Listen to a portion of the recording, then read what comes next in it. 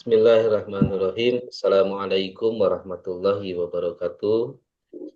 Alhamdulillahirabbil alamin alladzi khalaqal mauta wal hayata liyabluwakum ayyukum ahsanu amala wa huwal azizul ghafur. Asyhadu an la ilaha illallah wa asyhadu anna Muhammadar Rasulullah. Allahumma shalli ala sayyidina Muhammad wa ala ali sayyidina Muhammad. Alhamdulillah puji dan syukur senantiasa kita panjatkan pada Allah Subhanahu wa taala atas segala limpahan nikmat dan karunia yang terus Allah kucurkan kepada kita semua, terutama nikmat yang paling besar dalam hidup kita, nikmat iman Islam, alhamdulillah. Semoga Allah Subhanahu wa taala jadikan kita hamba-hambanya yang terus dimudahkan bersyukur dan terus diberikan kekuatan, kemudahan untuk terus menjaga dan meningkatkan keimanan dan ketakwaan kita sampai akhir hayat kita semua. Amin ya rabbal alamin. Salawat dan salam semoga senantiasa terlimpah tercurah pada junjungan kita yang mulia yang tercinta Nabi besar Muhammad Shallallahu Alaihi Wasallam, juga pada para keluarganya, pada para sahabatnya, para tabiin, tabiut tabiin, dan sampai pada seluruh umatnya hingga akhir zaman. Alhamdulillah pada malam yang baik ini kembali Allah pertemukan kita dalam salah satu kegiatan rutin kita, kegiatan kajian ilmu yang difasilitasi Masjid Ashifa Fakultas Kedokteran Universitas Padjadjaran secara online. Semoga kegiatan kajian yang rutin kita laksanakan, kajian mingguan ini, senantiasa tidak hanya menambah ilmu, wawasan, tapi juga mampu Allah mudahkan kita untuk konversi menjadi amal soleh, yang juga kelak menjadi wasilah meningkatnya keimanan dan ketakwaan kita pada Allah Subhanahu wa taala. Amin ya rabbal alamin. Mengucapkan terima kasih yang sebesar-besarnya pada guru-guru kita semua yang hadir bersama kami setiap Ahad ini, memberikan materi dan tausiahnya untuk kita semua. Dan terkhusus pada malam hari ini mengucapkan terima kasih pada guru kita semua, Ustadz Gun-Gun Syihabuddin yang kembali hadir pada hari Ahad ini. Semoga ilmu yang senantiasa beliau berikan kepada kita dan kita amalkan menjadi amal soleh, Allah jadikan kucuran pahala pada beliau. Amin ya rabbal alamin. Juga ucapan terima kasih pada para jamaah sekalian peserta kajian online Masjid Ashifa, keluarga besar Masjid Ashifa Fakultas Kedokteran Universitas Padjadjaran, keluarga besar Fakultas Kedokteran Unpad, Rumah Sakit Hasan Sadikin, dan juga keluarga besar Unpad, ya, karena pada malam hari ini tidak hanya dari Fakultas Kedokteran yang biasa hadir, namun juga alhamdulillah dari beberapa fakultas lain yang mendapatkan akses, kami share, beberapa ada yang bergabung, alhamdulillah. Dan juga pada siapapun kaum muslimin wal muslimat yang Allah takdirkan mendapatkan akses untuk bergabung bersama kami, terima kasih dan semoga kegiatan kita pada malam hari ini menjadi kegiatan kajian ilmu yang diridhoi Allah Subhanahu wa taala, dan Allah mudahkan kita untuk mendapatkan manfaat ilmu, hikmah ilmu yang kita dapatkan pada malam hari ini. Amin ya rabbal alamin. Syukran jazakumullah khairan katsiran, ahsanal jazaa fi dunya wa akhirat. Baik, kita buka kegiatan pada malam hari ini dengan kita sama-sama membaca basmalah. Bismillahirrahmanirrahim.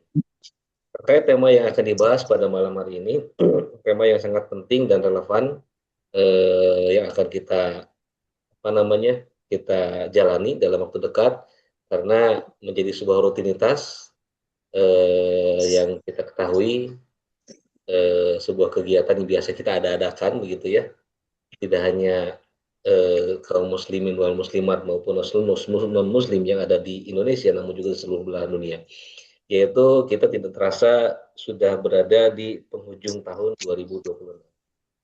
Kegiatan kajian kita sudah berjalan kurang lebih kalau kita hitung dari 2019 mungkin hampir 6 tahun berjalan. Alhamdulillah. Semoga menjadi timbangan amal kebaikan dari Allah Subhanahu wa taala. Amin ya rabbal alamin. Dan di penghujung tahun ini tentu kita tidak lepas dari bagaimana sebagai seorang mukmin, sebagai seorang muslim, memandang dan memberikan sikap terbaik sebagai seorang mukmin terhadap waktu.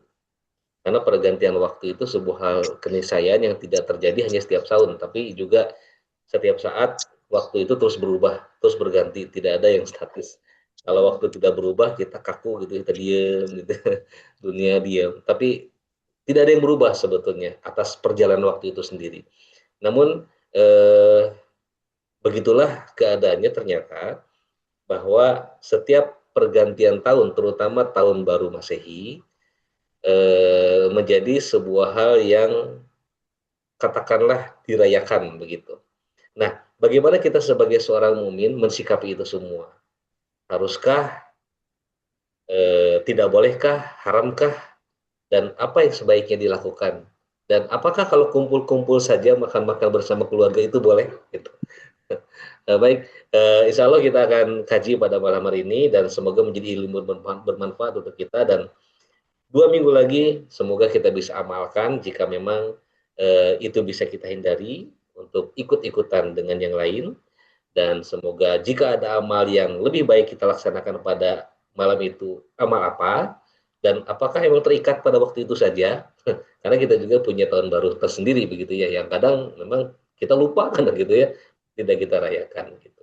Baik, langsung saja pada guru kita Ustadz Gungun Syihabuddin, perspektif waktu dalam pandangan Al-Quran dan Sunnah. Waktu dan medianya kami persilakan, mangga Ustadz. Baik, atur nuhun. Bismillah. Assalamualaikum warahmatullahi wabarakatuh. Waalaikumsalam warahmatullahi wabarakatuh. Alhamdulillah nahmaduhu wa nasta'inuhu wa nastaghfiruh wa na'udzubillahi min syururi anfusina wa min sayyiati a'malina may yahdihillahu fala mudhillalah wa may yudlil falan tajida lahu waliyyan mursyida. Asyhadu an la ilaha illallah wahdahu la syarikalah wa asyhadu anna Muhammadan abduhu wa rasuluhu alladzi la nabiyya ba'dah. Allahumma salli wa sallim wa barik ala hadan nabiyil karim wa ala alihi wa sahbihi ajma'in amma ba'd. Fa inna asdaqal hadis kitabullah wa khairul hadyi hadyu Muhammadin sallallahu alaihi wasallam. Wa syarrul umuri muhdatsatuha wa kullu muhdatsatin bid'ah wa kullu bid'atin dhalalah wa kullu dhalalatin finnar. Alhamdulillah, ikhwatu iman rahimani rahimakumullah. Allah memberikan kesempatan kepada kita dengan usia yang masih Allah berikan, kesempatan yang masih Allah sediakan, sehingga pada kesempatan malam hari ini kita bisa bermuwajahah, bermajelis ta'lim ya, yang diprakarsai, yang di apa namanya, di apa tadi teh istilahnya teh apa Kang Adri? Difasilitasi Fasilitas melihara resenya difasilitasi ya oleh Masjid Asy-Syifa Unpad ya FKG. Mudah-mudahan Allah Ta'ala catat kegiatan kita malam hari ini sebagai amal saleh, amin ya Allah ya Rabbal Alamin. Salawat dan salam semoga senantiasa terlimpah curahkan kepada uswatun alam Habibina Nabiyina Muhammad sallallahu alaihi wasallam. Semoga sampai kepada kerabat, para sahabat, para pengikutnya yang tunduk, taat patuh pada risalah yang dibawanya. Semoga kita semua termasuk di dalamnya. Semoga Allah Ta'ala senantiasa memberikan kekuatan, kemampuan kepada kita semua untuk bisa terus-menerus berupaya memantaskan diri menjadi hamba-hambanya yang solih, yang solihah, umat nabinya yang bermutabaah kepada sunnah-sunnahnya. Dan Allah berikan keistiqomahan kepada kita semua untuk bisa tetap teguh berada di jalan tersebut sampai kematian menjemput ya, sehingga ketika Allah menetapkan ajal kita nanti, kita berada dalam kondisi yang husnul khotimah ya, kondisi yang baik, kondisi yang layak nantinya ditempatkan oleh Allah di tempat terbaik, yakni surganya ya, yang sudah Allah sediakan. Ikhwatu iman rahimani rahimakumullah, sebagaimana yang tadi sudah disampaikan bahwa kita sekarang berada di penghujung akhir tahun 2025. Nah, padahal sekali lagi bagi seorang muslim maka resolusi itu bukan per tahun sebetulnya ya. Tetapi pergantian tahun itu tentu saja harus menjadi momentum bagi kita mengevaluasi diri. Momentum bagi kita bermuhasabah diri. Kenapa? Karena setiap muslim itu setiap saat harus lebih baik ya. Sebagaimana kata Nabi sallallahu alaihi wasallam, "Man kana yaumuhu ka'amsih fahuwa magbunun." Barang siapa yang hari ini, bulan ini, tahun ini sama saja, nggak ada perubahan, ya nggak ada target, maka itulah orang-orang yang tertipu. Wa man kana yaumuhu syarrun min amsih fahuwa mal'unun. Sementara kalau hari ini lebih buruk, bulan ini lebih buruk daripada bulan kemarin, tahun ini lebih buruk daripada tahun kemarin, mal'unun, maka itu adalah orang-orang yang terlaknat. Nah, sementara kalau hari ini lebih baik daripada hari kemarin, ya, tahun ini lebih baik daripada tahun kemarin, maka itulah orang-orang yang robihun, orang-orang yang berubah. Makanya kata robih yang sering dipakai oleh orang Sunda itu seharusnya konotasinya positif ya, gitu. Konotasinya positif. Kalau diambil dari bahasa Arab ya, kalau diserap dari bahasa Arab, robihun itu artinya berubah ke arah yang lebih baik. Ya, jadi jangan terbalik. Ketika ada orang yang lebih buruk, atau robihnya nama padahal lebih buruk. Nah, sebetulnya tidak tepat ya kalau kita memahami kalimat robi itu diambil dari bahasa Arab. Nah, ikhwati iman rahimani rahimakumullah, sekali lagi bahwa di dalam Islam resolusi itu bukan per tahun, tetapi pergantian tahun Masehi itu boleh-boleh saja atau sah-sah saja dijadikan sebagai sebuah momentum untuk perbaikan diri. Tetapi yang harus kita garis bawahi bahwa jangan sampai budaya-budaya kaum kafirin ya, budaya-budaya orang luar itu kita ikuti ya, seperti misalkan merayakan, kemudian memubazirkan harta ya dengan eh, apa namanya nyunut kembang api gitu kan ya, sampai ratusan juta kan ya. Sementara orang Islam itu sangat terlarang ya, tabzir di dalam Islam sangat terlarang. Kalau kita perhatikan ikhwati iman di dalam Al-Qur'an, kata mubazir ya itu hanya terulang satu kali saja. Ya, innal mubazirina kanu ikhwana syayatin wala tubazir tabziro innal mubazirina kanu ikhwana syayatin. Artinya hanya satu kali saja dalam Al-Qur'an, yaitu di dalam Quran surah Al-Isra. Ini menunjukkan bahwa Allah dalam tanda petik tidak mubazir ya, tapi bukan berarti ayat yang lain kalau banyak jadi mubazir, tidak. Ini mah hanya kita ngambil hikmah saja bahwa ketika berbicara mubazir, Allah tidak terlalu banyak. Ini harus menjadi perhatian bahwa jangan sampai seorang muslim itu memubazirkan sesuatu ya tanpa ada faidahnya, tanpa ada gunanya, apalagi hanya sebatas ikut-ikutan. Nah, sementara kaidah mengatakan, hadis Nabi SAW mengatakan, man tasyabbaha biqaumin fahuwa minhum. Barang siapa yang menyerupai suatu kaum, maka sungguh dia termasuk golongan mereka. Nah, ini harus kita khawatirkan. Jangan sampai kita dicap sebagai orang-orang yang menyerupai orang-orang kafir, dan misalnya orang-orang kafir itu adalah orang-orang yang dilaknat oleh Allah Ta'ala, wal'iyadzubillah. Adapun hanya sebatas momentum tadi, ya kita ambil positifnya, misalkan kita bikin acara pengajian ya untuk mengevaluasi diri gitu kan, tanpa ada amalan-amalan khusus, tanpa ada ritual-ritual khusus ya. Nah, maka ini sebagai kegiatan yang mutlak atau mutolakah ya, bebas, tidak terikat, maka tentu saja hanya sebatas momentum, insya Allah tidak mengapa, asalkan tadi kegiatannya kegiatan yang positif ya, tidak diisi dengan kegiatan-kegiatan yang muqayyadah, kegiatan-kegiatan yang ditentukan ya pokoknya. Kenapa? Karena ini juga kadang bercampur baur ikhwati iman ya. Seperti misalkan contoh ada doa awal dan akhir tahun. Nah, sesungguhnya doa awal dan akhir tahun ini Nabi tidak pernah mencontohkan. Ketika kita menetapkan ya bahwa ada doa khusus di awal dan di akhir tahun, maka ini butuh dalil. Sementara kaidah beragama kita itu kan tauqifiyah ya, harus berdasarkan petunjuk, harus berdasarkan juklak. Ya, kalau tidak ada juklak, maka dikhawatirkan itu menjadi perbuatan yang tidak dicontohkan oleh Nabi Shallallahu Alaihi Wasallam. Nah, sementara kalau kegiatan-kegiatan yang bersifat umum, ya bersifat tidak terikat, ya hanya sebatas momentum saja, ya insya Allah ya seperti malam hari ini kan, kita tidak menetapkan pokoknya mas setiap ahad malam itu kita harus ada pengajian. Kenapa? Karena pahalanya begini, ada doanya begini. Nah, itu kan tidak kan.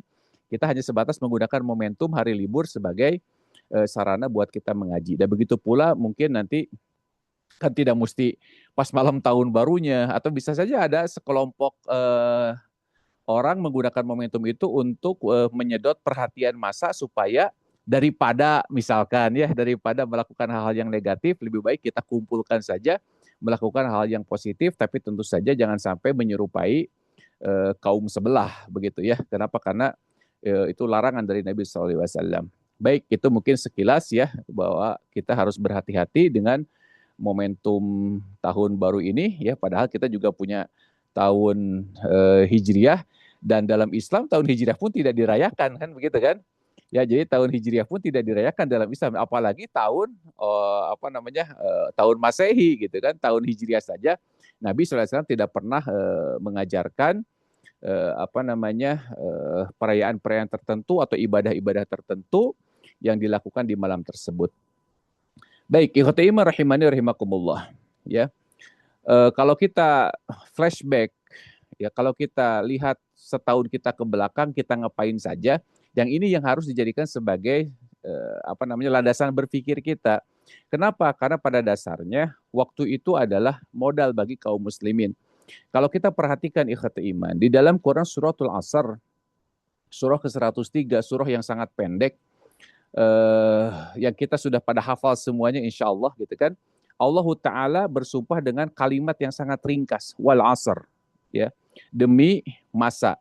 Nah kalau kita perhatikan ikhwati iman, kata asr ini di dalam Al-Quran itu hanya terulang 5 kali saja. Ya, pertama di dalam Quran surah Al-Baqarah, kemudian 2 kali di surah Yusuf, kemudian 1 kali di surah An-Naba, dan 1 kali di surah Al-Asr ini. Nah kalau kita perhatikan keempat surat sebelum Al-Asr itu konotasinya apa? Memeras, ya, konotasinya memeras. Nah, sementara di Al-Asr ini itu diartikan sebagai zaman atau masa atau waktu gitu kan. Nah kita harus mengambil kesimpulan atau mengambil pemahaman, penafsiran ya dari para ulama tafsir ya. Kenapa? Apa korelasinya antara 4 ayat sebelumnya itu konotasinya memeras, sementara di surah Al-Asr ini diartikan masa, diartikan waktu, sementara akar katanya sama, ain, sod, dan ro. Ini menunjukkan bahwa waktu itu ikhwatu iman, modal yang diberikan kepada setiap manusia masing-masing sama, ya, masing-masing sama. Tetapi hasil perasaannya berbeda, ya. Hasil perasaannya berbeda ikhwatu iman. Kita semuanya memiliki 24 jam. Kita semuanya melewati tahun 2025 kemarin ya. Semuanya sama 12 bulan ya. 365 hari kurang lebih gitu kan. 24 jam dalam sehari, 7 hari dalam seminggu ya kan. Eh ada 30, ada 29 atau 28 dalam 1 bulan, semuanya sama. Tetapi yang dihasilkan itu berbeda-beda ikhwati iman. Ya, kalau ibaratnya seperti ini, kalau saya ulangi, misalkan mungkin saya pernah menyampaikan, kalau setiap diri kita diberikan 1 buah lemon, ya, kemudian diperintahkan untuk diperas, ya, maka setiap orang itu ada orang yang punya alatnya, well prepare gitu kan, disediakan alatnya, ada pisaunya, ada gelasnya, ada alat peras, pokoknya benar-benar well prepare sehingga lemon yang satu itu, ya, yang besarannya sama dibagikan akan menghasilkan air lemon yang juicy yang banyak gitu kan. Nah, sementara kalau orang tidak tahu ilmunya, maka lemon itu mungkin ada yang utuh, ya, ada yang hancur, ya, ada yang nggak karuan bentuknya. Kenapa? Karena dia tidak tahu ilmunya. Begitu pula dengan waktu asar. Kenapa waktu asar disimpan di waktu sore? Kenapa? Karena produktivitas manusia itu secara umum itu dimulai dari mulai subuh, mulai fajar sampai dengan waktu sore itu. Itu secara umum seperti itu, ya. Kenapa? Karena kata Allah waja'alna laila libasa waja'alna nahara ma'asya. Allah jadikan malam sebagai waktu beristirahat, kemudian Allah jadikan siang untuk ma'isyah, untuk mencari kehidupan, untuk produktivitas. Betul tidak? Ya. Secara umum seperti itu ya, walaupun ada orang yang kerja shift malam ya, itu beda lain ya.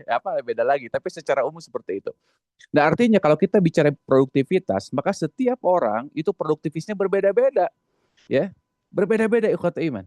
Itu dari sisi dunianya, belum lagi nanti dari sisi akhiratnya. Makanya ayat berikutnya innal insana lafi khusr. Sesungguhnya manusia berada dalam kerugian. Sebagaimana kata Ibnu Katsir, beliau mengatakan bahwa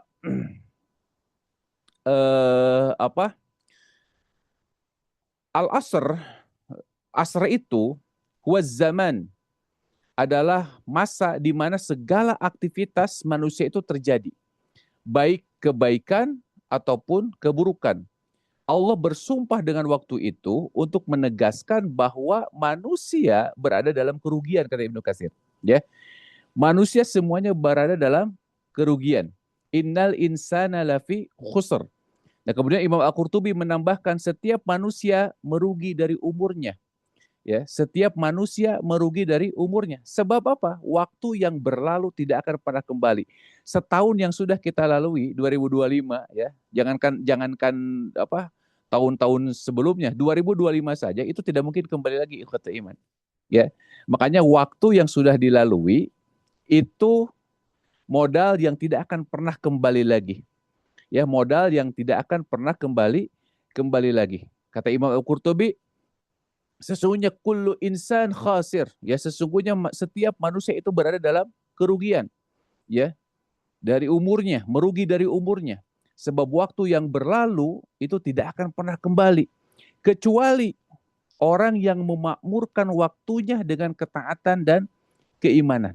Ya, kecuali orang yang memakmurkan waktunya dengan ketaatan dan juga keimanan. Sebagaimana ayat yang ketiganya, illalladzina amanu wa amilus solihat wa tawassaw bil haqq wa tawassaw bis sabr. Ya, wa tawassaw bil haqq wa tawassaw bis sabr. Artinya ikhwati iman, waktu ini adalah modal yang sangat luar biasa yang tidak bisa kita sia-siakan. Makanya siapa eh, Abdullah bin Mas'ud ya, beliau mengatakan manadamtu ala syai' nadami ala yaumin gharabat syamsihi naqasa fihi ajali wa lam yazid fihi amali. Tiada yang pernah kusesali selain keadaan ketika matahari tenggelam, ajalku berkurang namun amalku tidak bertambah, kata beliau ya. Tidak ada yang paling aku sesali selain satu hari di mana mataharinya tenggelam, ajalku berkurang, namun amalku tidak bertambah. Nah, makanya pentingnya ikhwati iman kita berintrospeksi diri. Ya, walaupun tadi di awal saya bilang bahwa resolusi orang yang beriman itu bukan per tahun, ya. Resolusi orang yang beriman itu apa? Per hari. Ya, per hari. Tapi menggunakan momentum akhir tahun ya sah-sah saja gitu kan, daripada tidak sama sekali gitu kan. Gitu. Jadi jangan sampai apa namanya keinginan kita untuk mengevaluasi diri, untuk memuhasabah diri itu nggak ada sama sekali ya. Eh, kemudian ikhwati iman rahimani rahimakumullah. Imam Hasan Al-Basri ya, beliau mengatakan, kata beliau, yabna Adam, wahai anak Adam, innama anta ayyam, sesungguhnya engkau hanyalah kumpulan hari. Ya. Idza dhahaba yaum, dhahaba ba'dak. Jika satu hari mau pergi, maka telah pergi sebagian darimu. Ya. Jadi waktu ini modal ikhwati iman. Waktu ini modal. Ya, waktu itu diri kita sendiri, ya. Jadi kalau waktu kita habis, ya, maka habislah diri kita. Ya. Jadi kalau waktu kita lalui tanpa amal soleh, waktu kita lalui tanpa ketaatan, setahun yang lalu kita ngapain saja, ya, tidak bertambah ilmu, ya, tidak bertambah ketaatan, dan gitu-gitu kene, gitu kan, maka sudah hilang sebagian dari diri kita. Kita menjadi orang-orang yang merugi itu. Makanya gini ikhwati iman, di dalam Quran surah An-Nur ya ayat 21, nanti bisa dicek ya. Kata Allah, hai orang-orang yang beriman, jangan kau ikuti langkah-langkah syaitan. Ya, jangan ikuti langkah-langkah syaitan. Wala tattabi'u khutuwatis syaitan. Jangan kau ikuti langkah-langkah syaitan. Karena sesungguhnya syaitan itu senantiasa menyuruh kalian kepada perbuatan fahsya, perbuatan munkar. Ya. Setan itu senantiasa mengajak kita kepada perbuatan fahsya, perbuatan munkar. Kemudian kata Allah Ta'ala, ya, walau fadlullahi alaikum wa rahmatuh ma zaka minkum min ahadin abada walakinna Allah yuzakki man yasha wallahu sami'un alim, kata Allah. Kalau bukan karena fadilah keutamaan dari Allah Ta'ala dan juga rahmatnya, maka tidak ada seorang pun yang bisa mensucikan dirinya selama-lamanya. Akan tetapi Allah mensucikan siapa yang dikehendakinya. Wallahu sami'un alim, dan Allah maha mendengar lagi maha mengetahui. Ikhwati iman rahimani rahimakumullah. Ya, ayat ini menegaskan kepada kita bahwa setan itu akan senantiasa menggoda kita, menyibukkan kita dari hal-hal yang tidak baik, ya, menyibukkan kita dari hal yang baik, melakukan hal yang tidak baik, ikhwati iman. Yang melakukan hal yang tidak baik. Makanya ikhwati iman, gini, kerugian manusia itu didapatkan bukan karena dia melakukan hal-hal yang buruk, tetapi dia tidak memaksimalkan diri untuk melakukan hal-hal yang baik, ya. Makanya salah satu di antara tipu daya syaitan itu adalah tukhallifu anil fadilah, ya, menyelisihi keutamaan, ya, menyelisihi apa? Keutamaan. Contoh, kalau saya sering contohkan ikhwatul iman, ya, betapa ruginya seorang laki-laki yang tiap hari datang pergi ke Jumatan, ya, yang tiap Jumat dia apa melakukan sholat Jumat, datang lebih awal tapi duduk paling belakang misalkan, ya, datang paling awal tapi duduk paling paling belakang.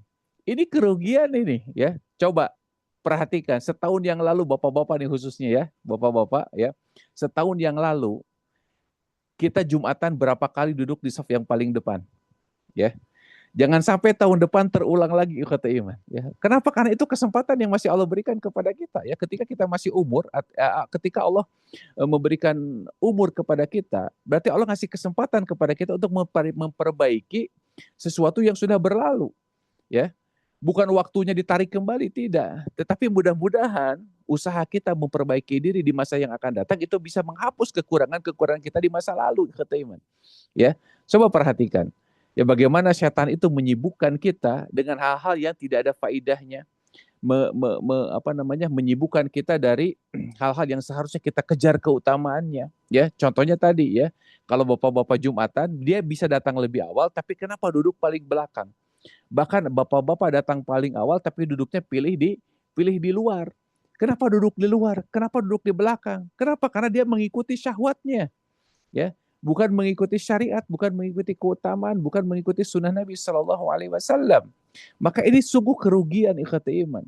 Ketika Allah kasih kesempatan kepada kita untuk melakukan yang terbaik, akan tetapi kitanya sendiri tidak mengambil kesempatan itu, maka ini sungguh, ya, sungguh rugi, ikhwati iman, ya. Makanya kata Hasan al-Basri, kita ini adalah hari-hari, ya. Kalau satu hari pergi, maka kesempatan kita sudah habis lagi, gitu, ya. Kesempatan kita sudah tidak ada lagi. Sebagian dari diri kita apa? Sebagian dari diri kita apa? Hilang, gitu. Ya, makanya ketika Allah Ta'ala memberikan kesempatan bisa hidup lagi di tahun depan, ikhwati iman, maka tahun lalu, ya, itu harus jadikan ajang introspeksi diri supaya kita makin baik lagi. Ya, jadi jangan sampai kita mengikuti langkah-langkah syaitan, disibukkan dengan hal-hal yang tidak ada faidahnya bagi akhirat kita, ya, tidak ada manfaatnya bagi bekal kita nanti di akhirat, ya. Tapi kita tidak sadar, ya, tapi kita tidak sadar.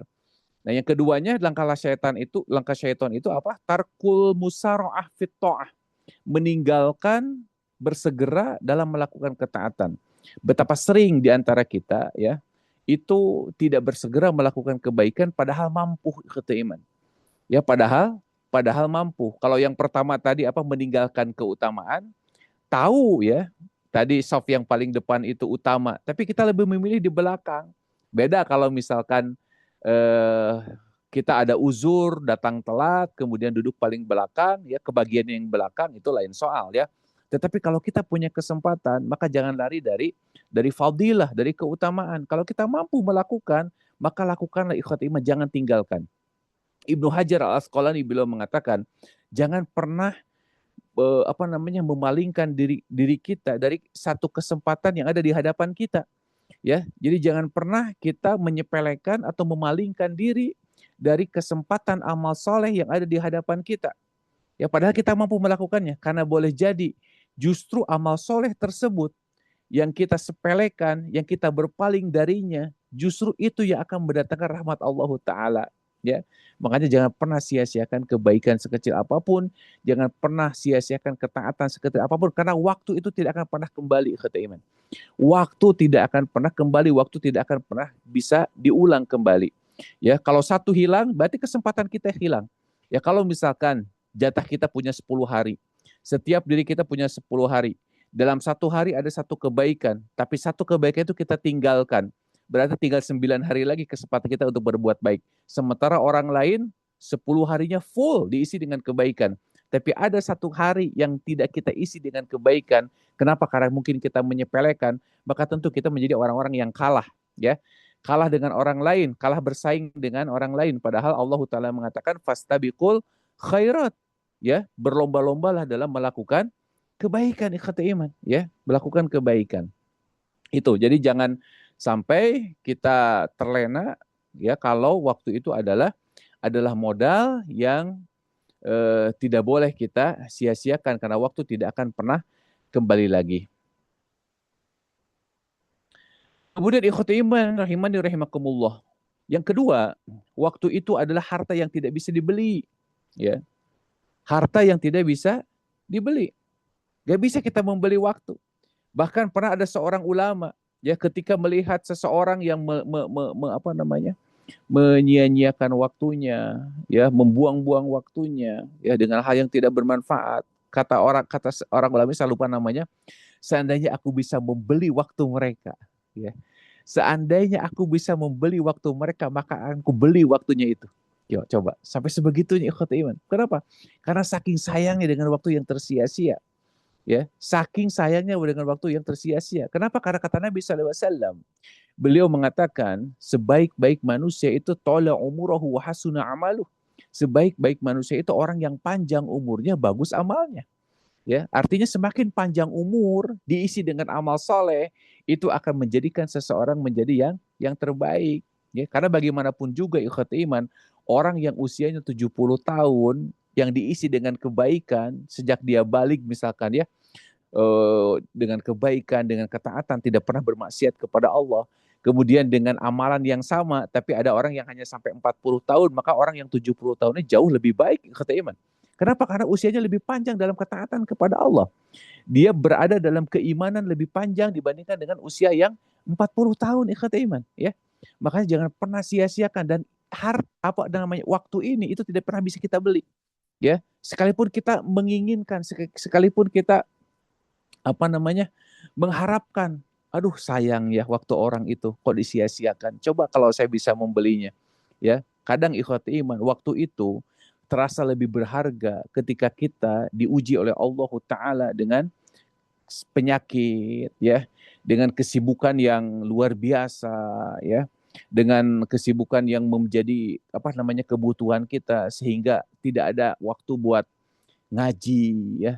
Tadi Jumatan tidak ada waktu buat datang lebih awal misalkan, ya. Padahal itu semuanya bekal-bekal akhirat. Dan kadang seringkali kita tertipu, ya, bahwa aktivitas dunia juga sebagai ibadah. Betul. Ya. Aktivitas dunia kita sebagai ibadah, tapi ingat hak-hak Allah harus dipenuhi lebih dulu, ya. Hak-hak Allah harus dipenuhi lebih dulu. Masa tiap hari kita darurat terus, ya. Ini kan darurat, darurat, darurat. Nah, ini selalu, ya, setan itu memunculkan berbagai macam alasan kepada kita sehingga kita melupakan hak-hak Allah Ta'ala, ya, melupakan hak Allah Ta'ala. Nabi SAW mengatakan dalam satu hadis dari Ibnu Abbas radhiyallahu an, kata beliau, ni'matani magbunun fihi makatsirum minan nas as-sihah wal farag. Dua nikmat yang kebanyakan manusia tertipu padanya, yakni kesehatan dan waktu luang, ya. Kesehatan dan waktu luang adalah nikmat yang sering manusia tertipu dengannya. Makanya Hasan Al-Basri beliau mengatakan, kata beliau, min alamati aradallahu 'anil 'abdi ayyaj'alahu syugulahu fima la ya'nih. Ya, di antara tanda Allah berpaling dari seorang hamba. Artinya apa? Di antara hamba ini dijauhkan dari rahmatnya, dijauhkan dari magfirahnya, adalah ketika hamba tersebut disibukkan dengan hal yang sia-sia. Ya, ini siapa? Kata Hasan Al-Basri. Di antara tanda Allah berpaling dari seorang hamba, ikhwati iman, ketika hamba tersebut sibuk dengan hal yang sia-sia, wa'iyadzubillah. Tinggal refleksi diri kita, ikhwati iman. Setahun ke belakang kita ngapain aja? Jangan sampai setahun itu waktu kita dihabiskan untuk hal-hal yang tidak ada faidahnya. tidak ada manfaatnya, ya, tidak ada amar ma'ruf nahi munkarnya, tidak ada menolong orangnya, ya. Hanya perkara-perkara mubah saja yang kita kerjakan, ya. Bahkan perkara-perkara yang lago yang melalaikan, ya. Gak ada buat mengupgrade diri, menambah ilmu, misalkan, ya, belajar, ya. Nggak ada keinginan untuk memperbaiki bacaan Quran. Ini tentu saja ini rugi kata iman. Ya, kenapa? Karena tadi tanda Allah berpaling dari seorang hamba adalah ketika hamba tersebut sibuk dengan hal-hal yang tidak ada faidahnya. Ya, sibuk dengan hal yang tidak ada faidahnya. Makanya isi ikhwatu iman, ya, waktu kita dengan sebaik-baiknya, dengan amal-amal yang terbaik. Jangan sampai waktu kita, ya, ketika kita sudah mendekati ajal baru kita sadar, oh ternyata kurang ini kurang itu. Ini ada satu contoh ikhwatu iman. Ada seorang YouTuber di luar negeri, ya, apakah itu di mana saya lupa, ya. Eh, jadi gini, si fotografer ini, YouTuber ini asal fotografer. Si fotografer ini ikhwatu iman sering memotret objek, salah satu objek yang dipotret itu adalah orang tua. Ya, orang tua yang sudah di atas 80 tahunan, 70 tahunan, gitu kan. Kemudian sering dia wawancarai. Ya, sebelum difoto, dia wawancarai dulu, gitu kan. Eh, Ternyata terjadi obrolan yang menarik di situ. Dan hampir setiap orang yang diwawancarainya, ya. Jadi orang tua di atas 70 tahunan itu, ya, kalau dalam perspektif kita umat Islam, maka tidak ada seorang pun di antara mereka yang menyesali kenapa saya tidak lebih giat lagi bekerja di dunia. Kenapa saya tidak lebih keras lagi bekerja di dunia? Tidak, ikhwata iman. Justru, ya, dalam perspektif kita, kita bisa terjemahkan kata-kata mereka itu, kenapa saya tidak mempersiapkan bekal akhirat kita? Itu ikhwata iman. Dan yang mereka sesali justru itu, ya. Kalau dari perspektif orang yang beriman, ya, banyak di antara orang-orang yang sudah tua, yang sudah kehilangan waktunya, yang sudah kehilangan energinya, baru mulai menyesal. Justru kenapa dulu saya terlalu sibuk ngurusin urusan-urusan dunia, sementara saya lupa sekarang untuk urusan akhirat saya. Makanya ada pepatah mengatakan, jangan kau kejar mati-matian sesuatu yang akan kita tinggal mati, ya. Tapi kejarlah mati-matian sesuatu yang akan kita bawa mati, ya. Makanya wajar kalau Nabi SAW mengatakan nikmat yang sering dilupakan oleh manusia itu adalah nikmat sehat dan nikmat nikmat kesempatan, ikhwat iman, ya. Kadang ketika kita sehat, kesehatan kita hanya dipakai itu tadi, ya, bersenang-senang di dunia dan seterusnya, kita lupa, ya, bahwa kesehatan itu modal untuk akhirat kita, ya, modal untuk akhirat kita. Makanya Hasan Al-Basri, ini saya banyak mengutip, ya, perkataan Hasan Al-Basri, kata beliau, sungguh, ya, saya telah berjumpa dengan beberapa orang, mereka lebih bersungguh-sungguh dalam menjaga waktu daripada kesungguhan kalian untuk mendapatkan dinar dan dirham. Ini sindiran, ya. Jadi kata Hasan Al-Basri, sungguh saya telah berjumpa dengan beberapa orang, mereka lebih bersungguh-sungguh dalam menjaga waktu. Artinya apa? Waktu sedikit pun itu begitu berharga bagi orang-orang ini, dibandingkan dengan kesungguhan kalian dalam menjaga dinar dan dirham. Kalau kita kan takut kehilangan dinar dan dirham, ya, kita jaga semuanya. Takut kehilangan pekerjaan, ya, takut kehilangan penghasilan, ya. Nah, tapi ada orang-orang yang mereka itu justru takut kehilangan waktunya. Kalau waktunya itu dihabiskan, disia-siakan, tapi tanpa ada manfaatnya, ya. Contoh, ada seseorang namanya Amir bin Abdul Qais rahimahullah. Nah, beliau ini melewati orang-orang pemalas, ya. Dia kerjaannya kongko-kongko, ya, nongkrong gitu. Mereka duduk-duduk berbincang-bincang tanpa arah. Lalu mereka ini ketika Amir bin Abdul Qais ini lewat, ya, mereka mengajak, ayolah mampirlah, ya, duduk-duduk bersama kami, gitu kan. Ayo nongkrong bentar. Terus apa jawaban Amir bin Abdul Qais? Ya, kata beliau, tahanlah matahari agar ia tidak bergerak, ya. Baru saya akan bergabung, duduk-duduk dan berkelakar bersama kalian. Ini menunjukkan ikhwata iman bahwa orang ini begitu sungguh-sungguh menghargai waktu, ya. Sungguh-sungguh menghargai waktu, jangan sampai waktu itu terlewat begitu saja ikhwata iman. Makanya kenapa Nabi SAW mengajarkan zikir-zikir yang simpel, zikir-zikir yang baik. Biar apa? Biar tidak ada waktu yang terlewati kecuali kita zikrullah. Biar tidak ada waktu yang terlewati kecuali ada manfaatnya, ada faidahnya, ada pahala yang kita hasilkan ikhwata iman. Sampai seperti itu tuh ulama-ulama zaman dulu itu ya. Kalau kita makan luar biasa ikhwata iman ya. Kita lihat Shopee saja bisa berjam-jam itu ya. Scrolling terus ya. Masukin keranjang kuning, dibeli ente gitu kan. Dibeli tidak ya. Cuma terus saja di scrolling. Itu berapa lama itu kita ngabisin waktu itu ya. Ini luar biasa nih ya. Bagaimana waktu itu begitu berharga ikhwata iman. Kemudian poin yang ketiga ikhwata iman ya.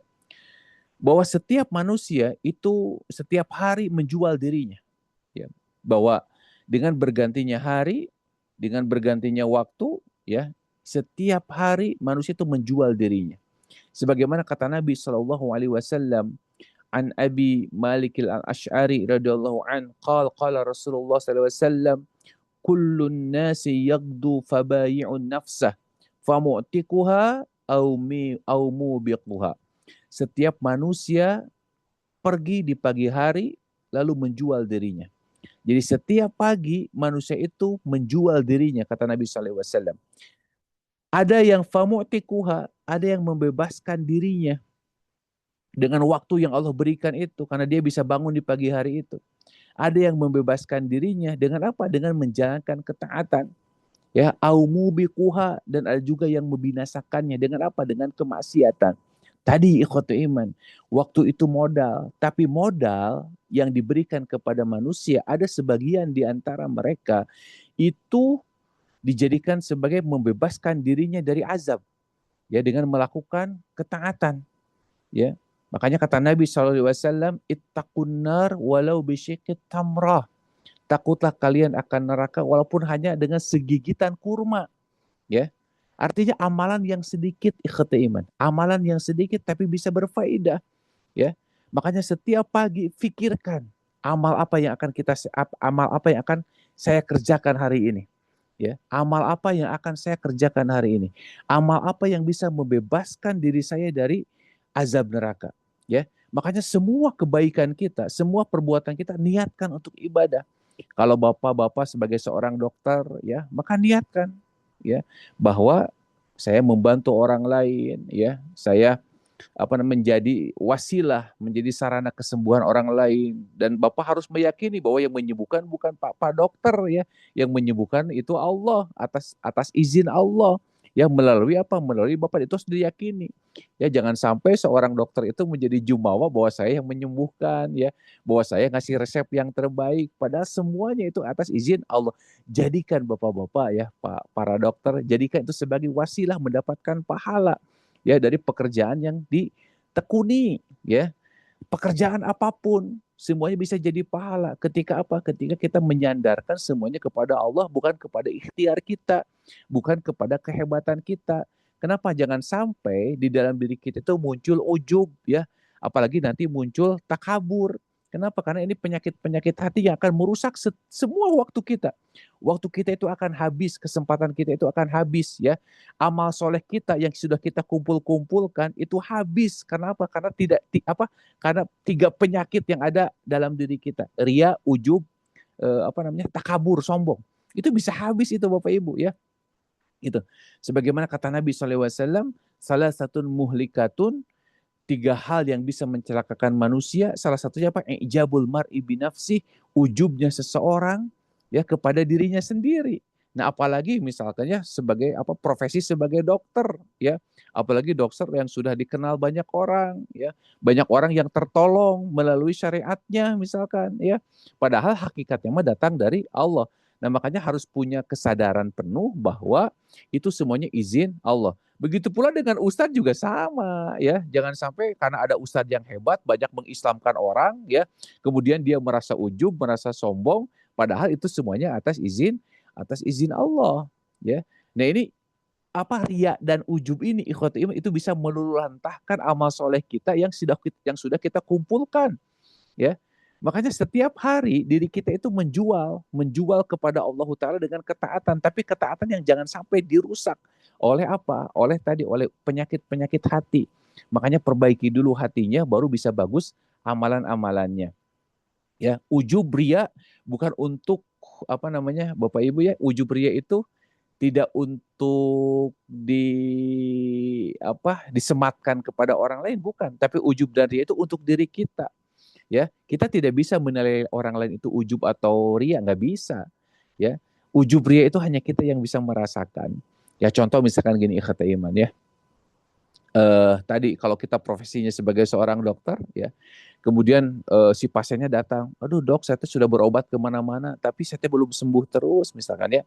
Nah alhamdulillah dok, kak dokter mah ada ininya, ada perubahan ya. Kemudian itu pujian-pujian seperti itu Bapak Ibu ya, itu tidak sadar itu membuat kita apa? Farihat nafsah, bangga ya. Nya atuh da saya mah gitu kan, hati-hati iman ya. Hati-hati ya. Kenapa? Karena tadi kadang pujian orang itu bisa melenakan orang dan kita tidak sandarkan kepada Allah Taala. Kita menyandarkan kepada kepintaran kita.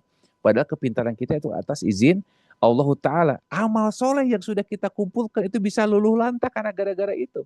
Karena kita lupa menyadarkan diri kepada kekuasaan Allah Ta'ala. Contoh kalau dalam masalah ibadah, ya ada satu kitab namanya Ta'tirul Anfas min Haditsil Ikhlas, jiwa-jiwa yang harum ya, yang apa namanya, yang membahas tentang keikhlasan.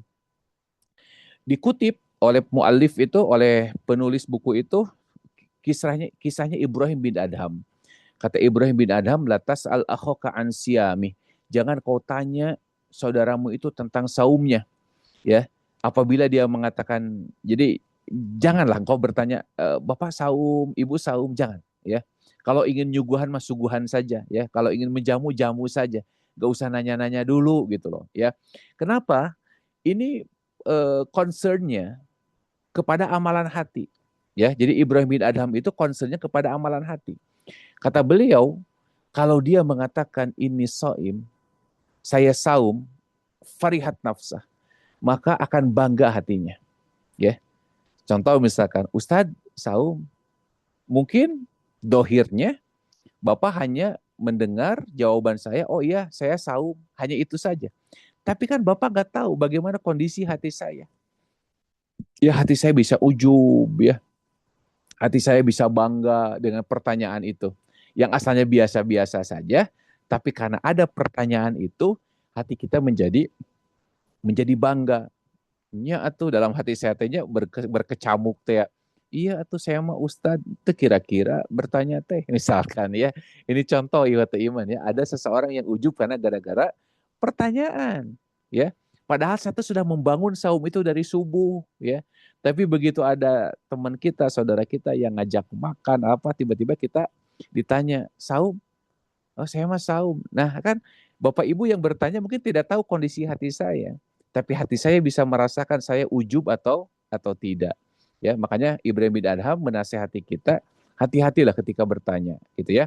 Bukan berarti kita tidak boleh nanya, cuman tadi kita saling membantu untuk berusaha mensucikan hati, ya.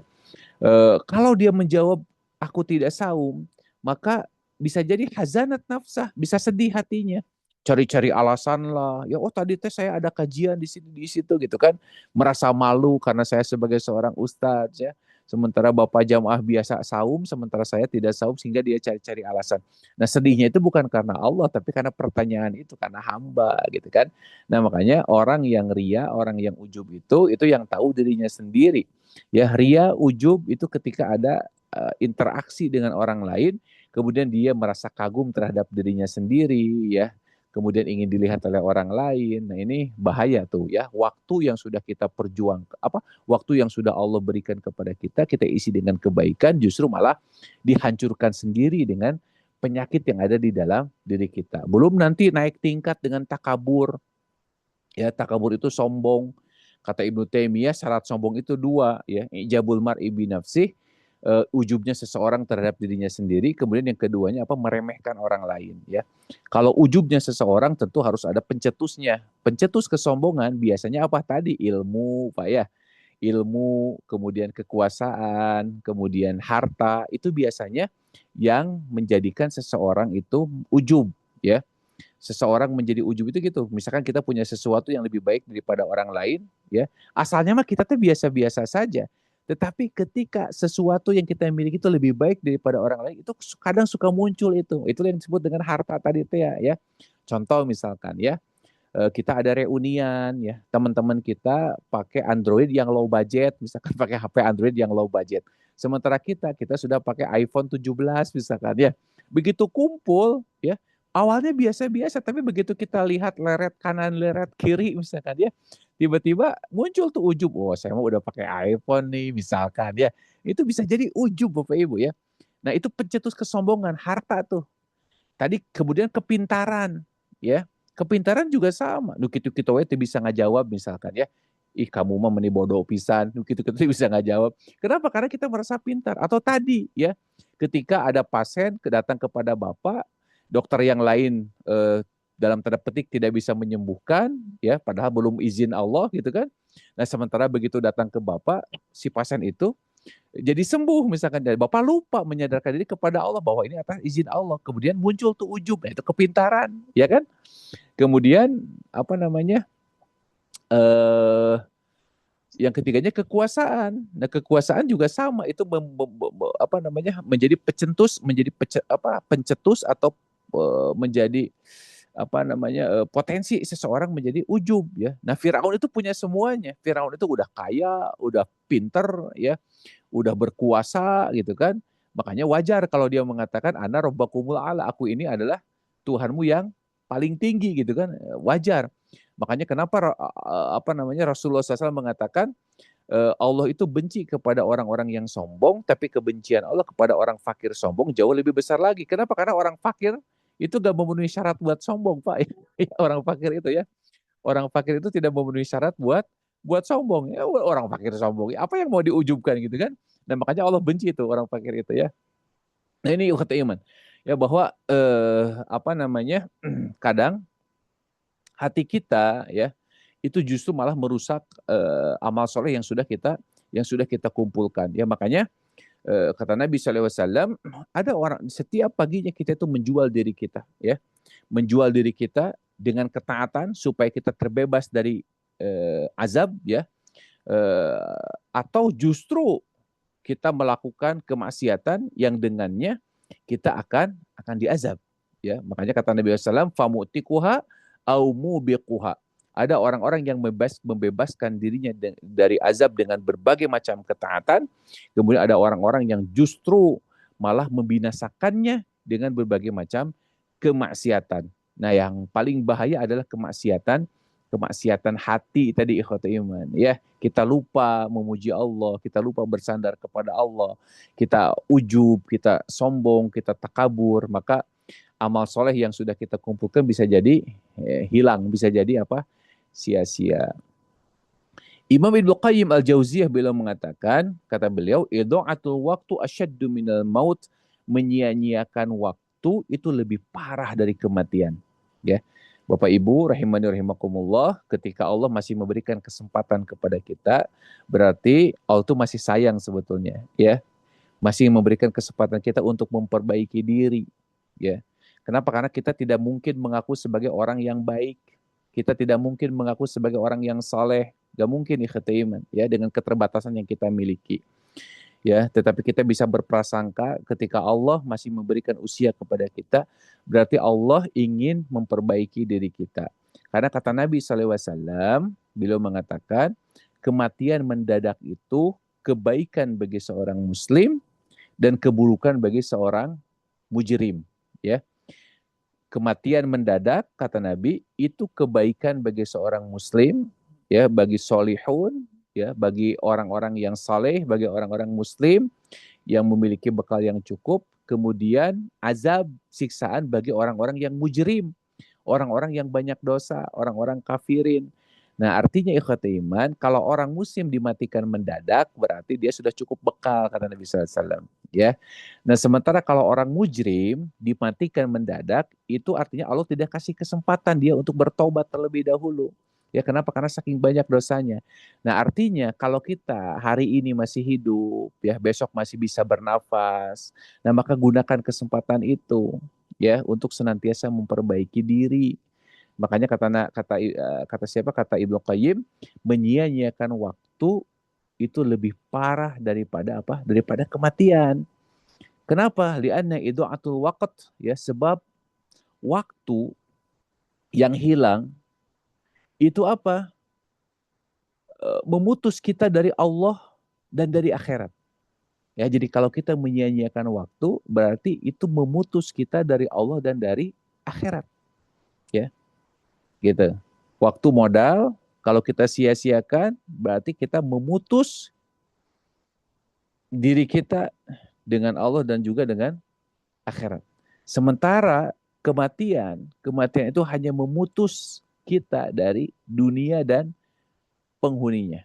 Ya, makanya jangan sia-siakan waktu, ikhwati iman. Ketika Allah masih memberikan kesempatan kepada kita untuk hidup, ya, Allah tidak kasih kematian mendadak karena boleh jadi kita belum siap dan kita termasuk atau tergolong orang-orang yang mujrim gitu.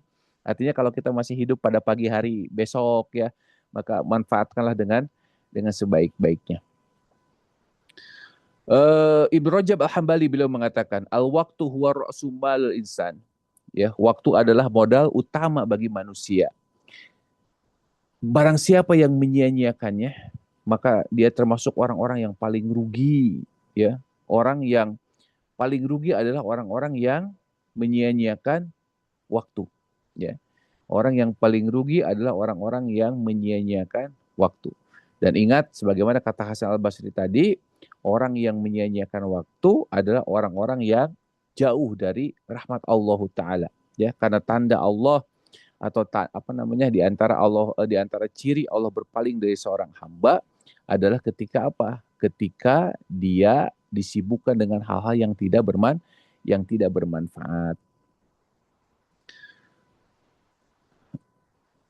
Ikhwati iman rahimani rahimakumullah. Kemudian berikutnya adalah waktu itu sebagai amanah dan tanggung jawab, ya. Waktu itu amanah dan tanggung jawab. Dan waktu sebagai nikmat yang Allah berikan kepada kita. Dan setiap nikmat itu pasti akan dimintai pertanggungjawaban. Summa latus'alunna yauma idzin anin na'im. Kemudian pasti kalian akan ditanya pada hari tentang segala kenikmatan. Makanya Abu Hazim beliau mengatakan, kullu ni'matin la tuqarribuka minallah fahiya baliyah. Setiap nikmat yang tidak mendekatkan diri kita kepada Allah, maka itu musibah. Ya, Allah kasih waktu kepada kita, Allah kasih kesempatan kepada kita, Allah masih tambah umur kita, ya, yang pada hakikatnya itu semakin dekat dengan ajal, ya. Kalau kita makin menua, makin tumbuh apa namanya rambut putih misalkan, ya, tulang sudah semakin gak kuat, ya, otot sudah makin mengecil, ya, itu kan tanda-tanda ajal makin dekat, ikhwati iman, ya. Itu tanda-tanda makin ajal. Tapi itu masih kenikmatan, ya. Makanya kalau kita masih diberi kenikmatan dengan ditambahnya usia, tapi penambahan usia itu tidak mendekatkan diri kita kepada Allah, maka justru itu akan menjadi musibah. Ya, kullu nikmatin la tuqarribuka minallah fahiya baliyah. Setiap nikmat yang tidak bisa mendekatkan diri kita kepada Allah, maka itu apa? Musibah.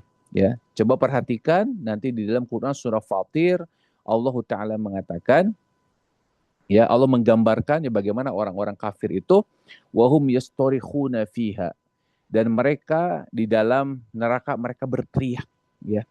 Rabbana akhrijna na'mal solihan ghairal ladzi kunna na'mal. Wahai Tuhan kami, keluarkan kami dari neraka. Ya.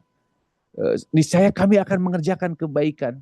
Nah, ini penyesalan yang sudah tidak ada gunanya, ikhwati iman. Kami akan mengerjakan kebaikan ghairal ladzi kunna na'mal, tidak seperti amal kami yang dulu, ya. Tidak seperti waktu yang dulu kami sia-siakan. Maka kalau kami diberi waktu, akan kami gunakan untuk apa? Berbuat kebaikan, berbuat ketaatan. Terus apa jawaban Allah? Awalam nu'ammirkum.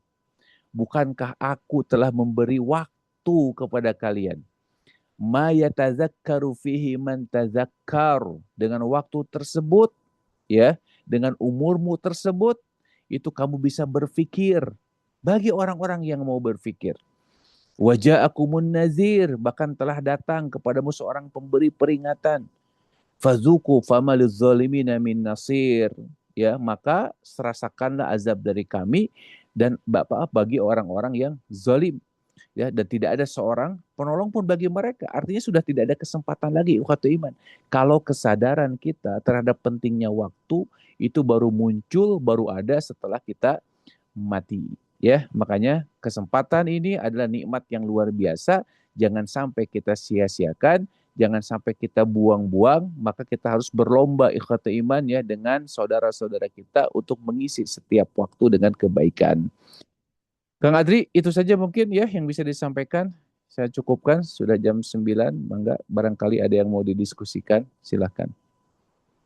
Alhamdulillah, syukuran hatunun Ustaz. Begitu banyak perspektif para ulama yang saya sampaikan tentang bagaimana keutama waktu dipandang dari Al-Quran dan Sunnah. Tadi kita simak di awal bahwa kata Al-Asr tidak hanya disampaikan dalam surat Al-Asr, tapi dalam beberapa surat sebelumnya yang memiliki makna tadi saya sampaikan adalah kita simak ya Pak Hadirin, bahwa mengandung kata memeras ya Ustadz ya, Iya, memeras. Nah, artinya perspektifnya adalah mungkin di sini output ya, karena ternyata berbeda-beda ketika Allah berikan modal yang sama dalam bentuk waktu kepada semua hambanya, tetapi waktu yang sama itu akan menghasilkan output yang berbeda-beda. Dan tadi diperdalam output tadi tentang keutamaan waktu melalui beberapa nasihat dan ucapan dari beberapa salafus soleh yang luar biasa sekali. Tadi saya sampaikan beberapa statement para sahabat tentang waktu itu sendiri. Dan sangat disayangkan sekali seandainya kalau misalkan kita dalam mengoptimalkan waktu itu sendiri tidak begitu maksimal. Dan tadi cukup agak menakutkan sekali ya tentang apa namanya, bahwa kalau misalkan kita menghindari waktu itu lebih buruk daripada yang kita takutkan Ustadz apa? Kematian. iya. Ternyata kita menyia-nyiakan waktu itu lebih buruk daripada kita takut daripada kematian. Padahal kita tuh paling takut untuk kematian, tapi ternyata menyia-nyiakan waktu itu jauh lebih buruk lagi dari para salafus gitu. Baik para jamaah sekalian, eh, kita masih ada bawa waktu beberapa menit ke depan, bisa 5 atau 6 pertanyaan barangkali, semoga bisa diajukan dan terjawab oleh Ustadz dalam waktu yang singkat ini. Mangga, ada yang akan ditanyakan? Silakan. Semoga semua bisa bertanya ya. Mangga. Bisa bertanya. Silakan Prof. Mangga Prof. Bismillahirrahmanirrahim. Assalamualaikum warahmatullahi wabarakatuh. Waalaikumsalam Prof. Luar biasa ceramahnya ya. Tapi terus terang aja membuat depresi, membuat takut ya. Tadi, Masya Allah. karena kita sebagai dosen kadang-kadang ya suka bicara pada mahasiswa. Nukia kiwaya tidak tahu begitu ya. Kalau mereka itu misalnya bodoh, atau kadang-kadang kita juga menyebutkan kamu teman ini bodoh gitu yang begini tidak tahu. Itu tapi rasanya sih kita tidak mempunyai perasaan bahwa ada kesombongan, ada ria begitu ya. Atau nah itu. Kemudian tadi yang mengenai menyampaikan puasa. Jadi kita harus menjawab bagaimana sehingganya orang sedang menyuguhan tapi kita sedang berpuasa. Jadi kadang-kadang saya kalau di kantor juga misalnya ada yang hari Jumat itu selalu disediakan makanan. Tapi kalau kita sedang ayamul bid begitu ya, menolaknya pasti kita kan menyebutkan bahwa kita sedang berpuasa. Nah, itu yang apa, atau kita bertanya pada orang untuk saum, itu pamit saum mangga gitu ya. Selalu kita begitu. Iya. Nah, itu pertanyaan yang pertama. Yang keduanya, eh, ini ada beberapa penceramah kalau kita katanya menyampaikan bahwa sholat tobat itu kalau kita kan rasanya memang seueur dosa begitu ya. Tapi katanya sholat tobat itu kan sama dengan sholat mutlak. Jadi tidak usah dilakukan kalau kita memang tidak berbuat kesalahan atau berbuat dosa. Tapi kami mendengar juga dari penceramah lain bahwa pasti tiap hari itu kita ada dosa kita yang kita lakukan.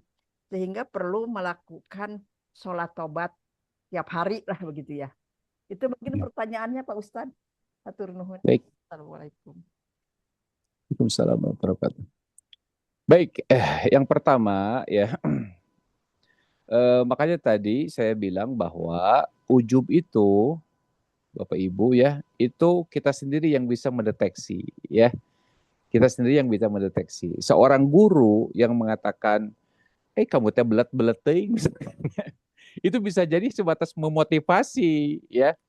Makanya tadi Ibu-ibu, ujub itu ya ketika kita mengatakan belet sama orang ya, bodoh sama orang, kalau motivasi walaupun caranya mungkin seperti itu kembali kepada niat. Kenapa? Karena innamal a'malu Ingat. bin niat ya. Sesungguhnya amal itu tergantung pada niat. Makanya walaupun kata-kata ibu seperti itu, tentu yang bisa mengukur itu kan kita tadi. Makanya tadi bahwa ujub itu, ria itu kita sendiri yang bisa merasakan ya.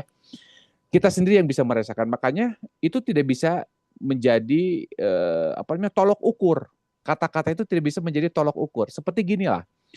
Ibu teh ikhlas teh maparin ke abdi teh, kata ibu teh ikhlas. Ucapan nama ikhlas, Bu. Betul tidak ya?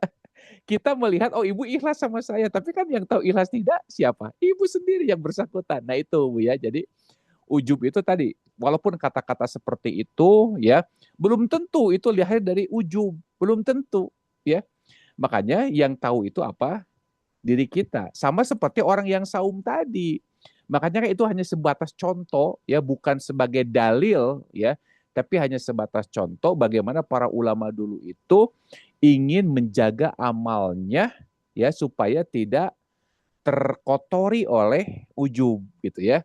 Tidak, supaya tidak terkotori oleh ujub. Contoh misalkan ada ulama lain, saya lupa ya, dia ini membawa muridnya ke pasar ya. Begitu di pasar, ada orang-orang yang membagi minuman sambil berdoa, ya Rob, ya Allah katanya, semoga engkau berkahi orang yang meminum minumanku ini. Semoga engkau berkahi, engkau rahmati orang yang meminum minumanku ini. Kemudian si alim ini, orang alim ini, dia mengambil minuman tersebut, kemudian meminumnya. Kemudian muridnya bertanya, wahai guruku ya, wahai tuan gitu kan, kenapa engkau meminumnya? Padahal kan bukankah engkau sedang berpuasa? Terus kata ulama ini, kata orang alim ini, aku lebih berharap doa orang yang membagi-bagikan air itu dibandingkan dengan aku bersandar kepada amalku sendiri ya. Dan ini menunjukkan bahwa perasaan ujub, perasaan ria, bangga diri itu hanya orang yang bersangkutan yang tahu ya. Makanya tadi perkara-perkara yang tadi ibu sedang saum itu kembali kepada diri kita ya. Jangan sampai ibu meneruskan saum tapi ada ujub dalam hati kita. Teparwasa jika nu teu ngarti wae misalkan dalam hati teh misalkannya kan itu bisa jadi muncul ujub ya Bu ya. Tapi kalau teman-teman ibu sudah pada tahu, ibu terbiasa Senin Kemis, ibu sudah terbiasa Ayamul Bid ya, maka tentu saja tadi yang tahu itu ibu sendiri ya. Makanya para ulama itu kan menghukumi kapan kita boleh berbuka, kapan kita harus meneruskan puasa kita gitu kan ketika saum sunnah itu. Kalau banyak fatwa ulama kalau di bawah duhur ya ada yang mengajak kita makan, maka dianjurkan untuk berbuka. Dianjurkannya berbuka justru ya. Walaupun perasaan kita mah asal lebar gitu kan. Aduh, lebar. Nah itu kadang pahala dari Allah itu tidak diukur oleh amalan kita ya. Pahala dari Allah bukan kita yang ngatur. Tapi ketika kita mempertimbangkan perasaan orang, ya, mempertimbangkan ajakan orang, ingat bukan tergantung menu ya Ibu ya, bukan tergantung menu. Ya, ada abdi mah bade neraskeun saum teh naon kitu. Naon ngan diajak ngabasa unggul misalkan ya. Ya, bukan itu ya. Tapi kita menjaga perasaan orang lain. Mungkin justru itu yang bisa jauh lebih besar pahalanya ketimbang tadi kita menyandarkan sama amalan sendiri ya. Sebagaimana yang dipraktekkan oleh seorang alim itu ya. Dia lebih bersandar sama doa orang yang membagi-bagikan air dibandingkan dia bersandar pada amalnya sendiri. Tapi ini jangan dijadikan dalil malas ya. Jadi setiap hari Senin, tiap hari Kamis, tiap hari Ayamul Bid tidak pernah puasa. Kenapa? Sok aya nu ngajak. Jangan begitu juga. Ya. Itu mah alasan malas ya ya. Artinya kembali kepada diri sendiri. Baik ya. Mudah-mudahan bisa dipahami. Kemudian yang kedua, betul Ibu ya bahwa sholat taubat itu berkenaan dengan satu dosa yang secara sadar kita lakukan. Ya, karena memang hadisnya seperti itu. Ya, jadi ada seseorang yang datang kepada Nabi SAW, hadis riwayat Imam At-Tirmizi, kata sahabat ini, "Ya Rasulullah, saya sudah melakukan perbuatan besar. Apa namanya? Ya, melakukan kesalahan besar lah. Ya, dan saya sangat menyesalinya. Apa yang harus saya lakukan?" Kata Nabi, ya sholatlah 2 rakaat. Mohon ampun sama Allah. Nah, Nabi tidak menyebut itu sebagai sholat taubat, ya. Nabi tidak menyebut sebagai sholat taubat.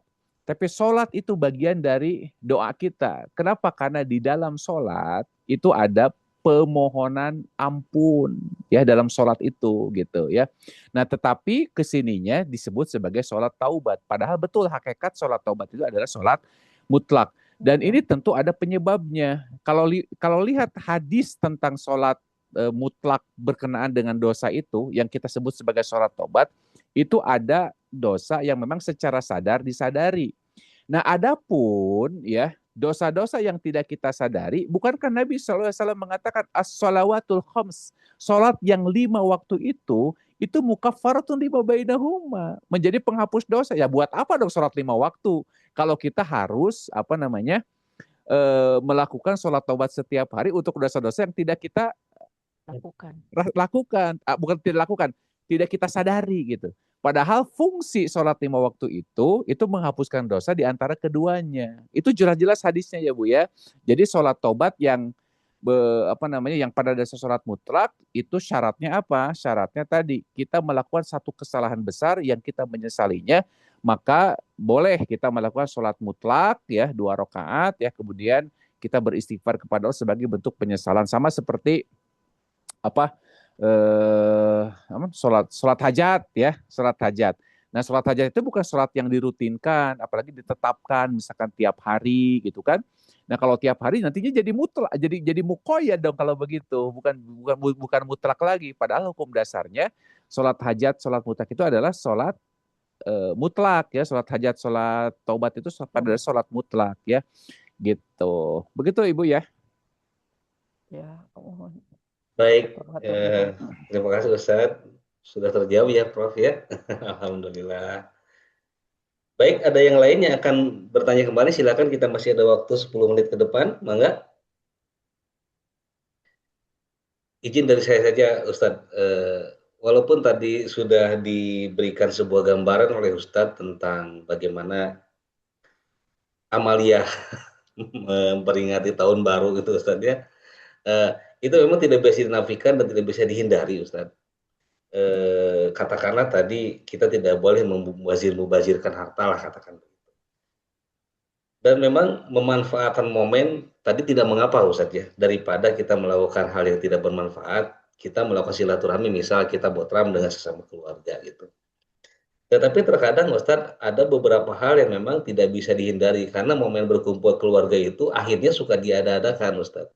Misal ada salah satu sanak keluarga yang membawa anak kecil beli kembang api yang kecil-kecilan Ustaz, bukan yang meledak sampai seperti dia ada di TV Ustaz, kembang api kecil-kecilan, mercon segala macam, dan mungkin itu sama saja sebetulnya secara hakikatnya Ustaz, tapi mungkin bagaimana kita sebagai katakanlah orang tua begitu, atau mungkin yang memiliki pemahaman di sana untuk menyampaikan dalam situasi seperti itu yang memang menurut kami tidak mudah Ustadz, dalam sebuah keakraban tiba-tiba ada yang menyalakan kembang api dan itu seperti akhirnya harus ada yang membawa.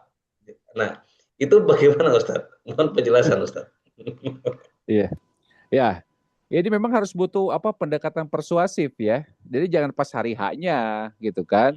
Makanya dari awal, dari sekarang mungkin harus disounding ya, bahwa hal-hal itu ya sama gini lah.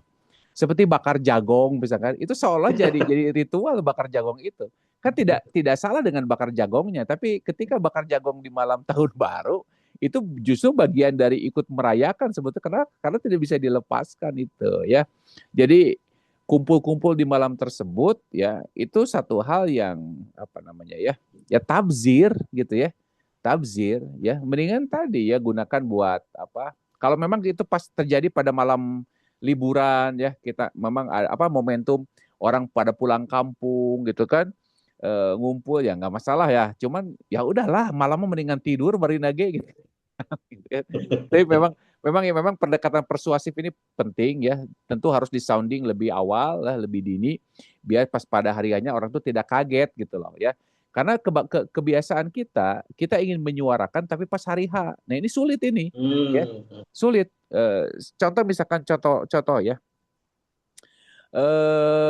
Punten ya, kalau ada yang berbeda paham ya. Ada satu keluarga misalkan, ya anggota keluarganya meninggal, gitu kan. Udah gitu pas di kuburan itu Pak Gutreng itu, yang satu minta untuk diazani, yang satu oh jangan diazani, itu kan. Nah, ini kan nggak bisa ya, gitu kan. Nggak bisa. Kenapa? Karena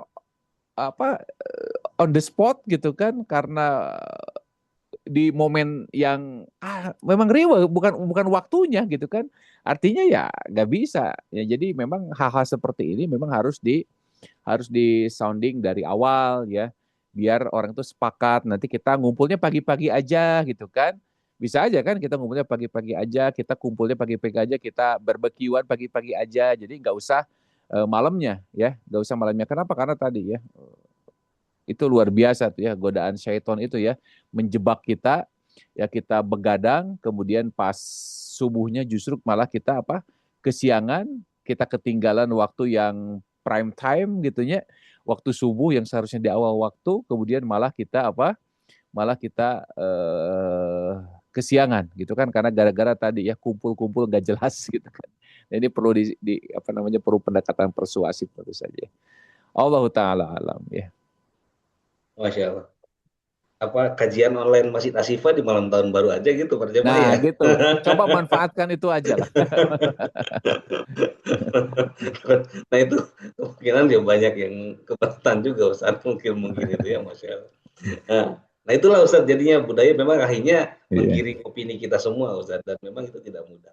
iya. Baik jamaah sekalian, kita masih ada waktu beberapa saat, satu dua pertanyaan sebenarnya masih bisa, mangga jika ada yang akan ditanyakan lagi. Ini relate ya, waktu yang kita miliki semuanya, banyak yang bisa kita amalkan optimal terkait waktu ini. Mangga jika ada pertanyaan, boleh di luar tema, silakan mangga ada pertanyaan. Tadi juga Prof. Iva sudah menyampaikan terkait sholat taubat ya, silakan.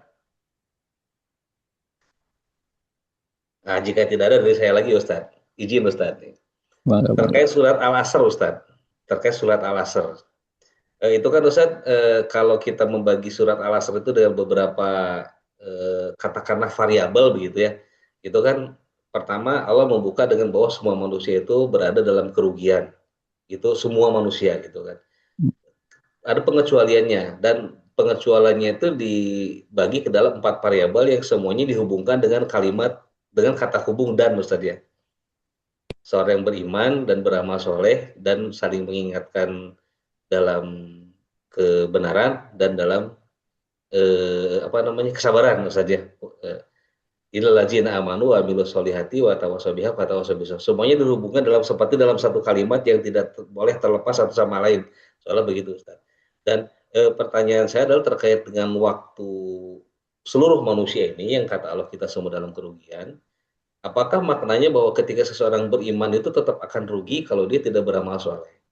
Dan apakah seorang yang beriman dan beramal soleh tetap akan rugi kalau dia tidak saling mengingatkan dalam kebenaran dan kesabaran? Dan kalau boleh saya melihat variabel yang ketiga dan keempat itu memang paling sulit Ustaz. Bagaimana kita watawasau bil haq dan watawasau bis sabr. Bagaimana kita harus bisa saling mengingatkan itu, apalagi dalam ranah-ranah yang mungkin lebih besar Ustaz ya. Dan mungkin kalau contoh kecilnya adalah di malam tahun baru ini watawasau bil haq watawasau bis sabr ini sulit Ustaz. Dan apakah itu memang kalau keempatnya itu kita tidak penuhi, tetap kita dalam kondisi yang merugi Ustaz? Penjelasan. Ya, ya. Sudah ya?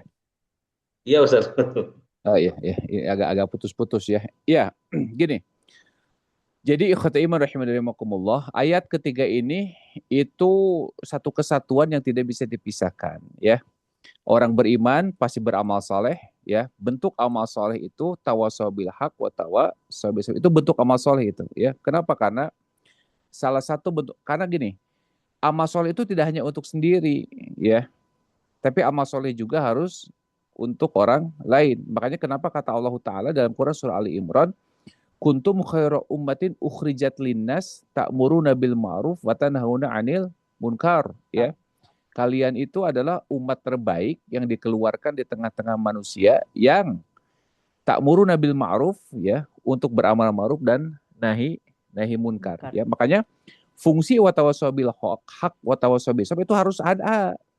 Dalam Quran surah Al-A'raf, Allah Ta'ala mengatakan, wattaqu fitnatal la tusibanna alladziina dzalamu minkum khassah. Ya, kalian itu harus takut, ya, dengan fitnah yang tidak hanya menimpa orang-orang zolim di tengah-tengah kalian. Yang tidak hanya khusus menimpa orang-orang zolim di kalian. Artinya, kita bisa mendapat kerugian itu ketika kita tidak berperan aktif, ya, untuk watawasau bil haq watawasau bis sabr. Kenapa? Karena ciri orang beramal soleh itu salah satunya apa? Mengajak solihun li ghairi. Ya, apa namanya? Solihun li nafsi wa solihun li ghairi.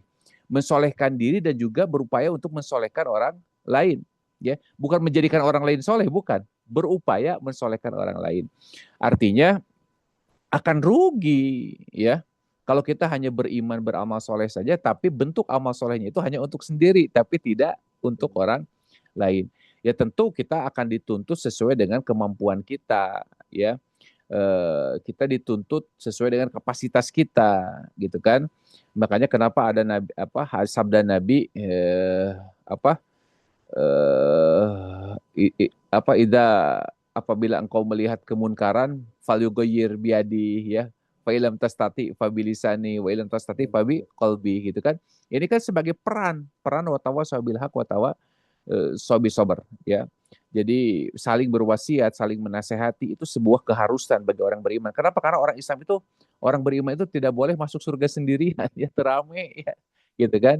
Tapi kita harus berperan aktif, ya, walaupun dengan cara berdoa, dengan apa, ya, ketidaksetujuan dengan orang yang ada di sekitar kita yang masih yang masih melakukan misalkan yang tidak sesuai dengan syariat, itu kan penolakan diri terhadap kemunkaran, itu pun bagian dari nasihat, ya. Ad-din an-nasihat kata Nabi SAW. Din itu nasihat. Ya, ketika ada orang yang melakukan hal yang tidak baik, kemudian kita memperlihatkan ketidaksukaan kita, walaupun kita tidak mengeluarkan kata-kata, ya, tapi terlihat, ya, dari roman muka kita. Mungkin itu bisa jadi nasihat bagi orang lain. Oh, si etak itu jika tersebut, gitu kan. Oh, si benar-benar terbaca, gitu ya, sikap kita. Mudah-mudahan itu jadi nasihat juga, gitu ya. Yang jelas tidak boleh kita ridho dengan kemunkaran. Makanya orang-orang yang ridho dengan kemunkaran yang ada di tengah-tengahnya, maka itu dia eligible mendapatkan azab, ya.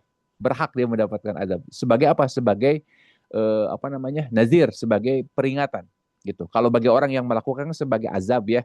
Tapi bagi orang yang cuek, ya, bagi orang yang abai, maka itu sebagai peringatan bahwa tidak boleh orang beriman membiarkan kemunkaran, membiarkan kemaksiatan ada di tengah-tengah mereka, sementara dirinya ridho terhadap kemungkaran itu. Ini tidak boleh. Jadi itu 3 poin itu, ya, 4, ya. Beriman, beramal soleh, watawasau bil haq watawasau bis sabr, itu harus menjadi satu kesatuan, ya, harus menjadi satu kesatuan supaya kita tidak menjadi orang yang rugi, insyaallah, gitu ya. Baik Ustaz. Tentu barangkali Ustaz tidak hanya dalam urusan agama Ustaz, ya. Kalau iya, yang lagi kontekstual saat ini kan kita juga harus mengingatkan juga terkait tentang penebangan hutan tuh Ustaz. Nah, Yang pada akhirnya kan yang rugi semua orang akhirnya. betul itu. Nah, contoh itu, ya. Contoh seperti itu. Maksudnya tidak ada yang semua berani Ustaz. Ya, doakan, ya. Ya, baik.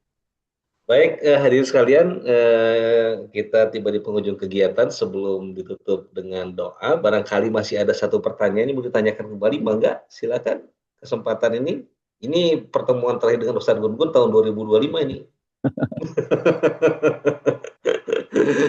Pertemuan terakhir dengan Ustaz Gun tahun 2025. Silakan jika tidak ada yang akan ditanyakan, mungkin izin Ustaz perkenan doanya. Baik. untuk kita semua dan juga untuk saudara-saudara kita di Palestina dan juga saudara-saudara kita di Sumatera sana yang saat ini masih berjuang dalam perbaikan keadaannya, dan kita sendiri di sini yang dalam keadaan baik-baik saja juga mohon ampunan jika memang kita masih belum bisa melakukan terbaik untuk mencintai saudara seiman kita dengan optimal. Bangga Ustaz. Baik ya, Bapak Ibu rahimani rahimakumullah, kita manfaatkan malam hari ini untuk bermunajat ya, khusus bagi kita ya yang hadir di majelis ini dan juga bagi saudara-saudara kita yang sedang Allah uji ya dengan berbagai macam bencana, baik yang dekat ataupun yang jauh. Mudah-mudahan Allah Ta'ala berikan kesabaran atas mereka, dan Allah juga berikan empati ya, simpati kepada kita semua untuk bisa terus-menerus mendoakan mereka untuk kebaikan mereka insyaallah ya. Allahumma sholli wa sallim wa barik ala hadan nabiyil karim wa ala alihi wa sahbihi ajmain. Allahumma qsim lana min khasyatika ma tahulu bihi bainana wa baina ma'siyatik, wa min ta'atika ma tuballighuna bihi jannatak, wa minal yaqini ma tuhawwinu bihi alaina masaibad dunya, wa matina Allahumma bi asma'ina wa absarina wa quwwatina abada ma abqaitana, waj'alhu waritha minna waj'al sa'rana 'ala man zalamana wansurna 'ala man adana, wa la taj'al musibatana fi dinina, wa la taj'al dunya akbar hammina wa la mablagha ilmina, wa la ila nari masirana, waj'al jannata hiya darana, wa la tusallit 'alaina bi dhunubina ma la yakhafuka fina wa la yarhamuna bi rahmatika ya arhamar rahimin. Allahumma ansur ikhwanana al-mujahidina fi Filistin. Allahumma ansur ikhwanana al-mujahidina fi sabilika fi kulli makan. Allahumma ansurhum wa sabbit aqdamahum. Allahumma ati nufusana taqwaha wa zakkiha anta khairu man zakkaha anta waliyuha wa maulaha. Rabbana atina fid dunya hasanah wa fil akhirati hasanah wa qina adzabannar. Allahumma taqabbal minna innaka antas samiul alim wa tub alaina innaka antat tawwabur rahim. Wa sallallahu ala Muhammadin wa ala alihi wa sahbihi ajmain. Wa akhiru da'wana alhamdulillahi rabbil alamin. Amin ya Allah ya rabbal alamin. Wa asyhadu an la ilaha illa anta astaghfiruka wa atubu ilaik. Alhamdulillah. Assalamualaikum warahmatullahi wabarakatuh. Assalamualaikum warahmatullahi wabarakatuh. Baik, atur Ustaz atas ilmu yang disampaikan pada malam hari ini. Para jamaah sekalian, semoga Allah mudahkan kita untuk bisa mengambil hikmah dan manfaat ilmu yang telah kita simak, dan semoga Allah mudahkan kita untuk menjadikannya menjadi sebuah amal soleh, terkhusus dalam kita mensikapi waktu dalam kehidupan kita. Baik, mohon maaf atas segala kekurangan pada malam hari ini. Insya Allah kita akan bertemu kembali pada hari-hari yang akan datang. Kita tutup dengan doa tadi sudah di waktu majelis dengan membaca hamdalah bersama-sama. Alhamdulillahirabbil alamin. Bila taufik wal hidayah. Assalamualaikum warahmatullahi wabarakatuh. Atur nuhun. Assalamualaikum warahmatullahi wabarakatuh.